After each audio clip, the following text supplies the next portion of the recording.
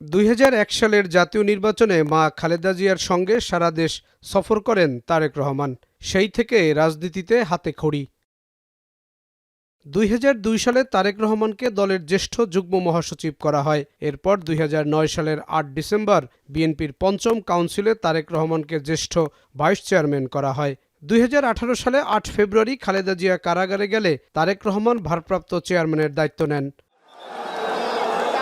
গেল বছরের 25 ডিসেম্বর 17 বছর পর দেশে ফেরেন তিনি। 30 ডিসেম্বর বিএনপি চেয়ারপারসন ও 3 বারের প্রধানমন্ত্রী বেগম খালেদা জিয়া ইন্তেকাল করেন।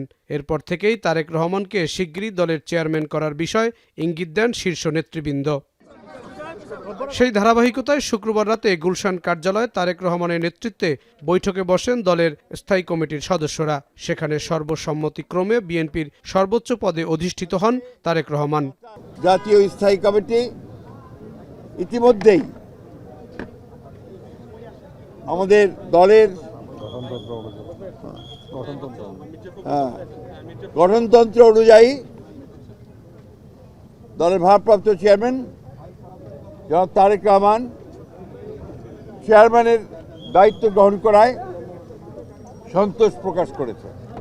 স্থায়ী কমিটির বৈঠক শেষে দলের চেয়ারম্যান করার খবরটির পাশাপাশি বিএনপি মহাসচিব জানান, নির্বাচন কমিশনের অনুরোধে তারেক রহমানের উত্তরাঞ্চলের সফর স্থগিত করা হয়েছে। 11 জানুয়ারি 2026 থেকে জাতীয় নেতা মাওলানা আব্দুল হামিদ খান ভাসানী ও 2024-এর ছাত্রগণ অভ্যুত্থানে শহীদ আবু সাইদ সহ অন্যান্য শহীদদের প্রতি শ্রদ্ধা জানানোর জন্য তাদের কবর জিয়ারত এবং কিছু পারিবারিক দায়িত্ব পালনের জন্য দেশের উত্তরাঞ্চলের কয়েকটি জেলা সফর করবেন বলে সিদ্ধান্ত নেওয়া হয়েছিল।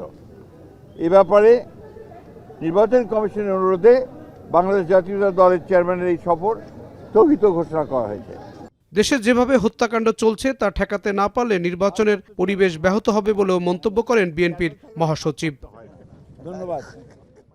জাহিদ হাসান, এখন, ঢাকা।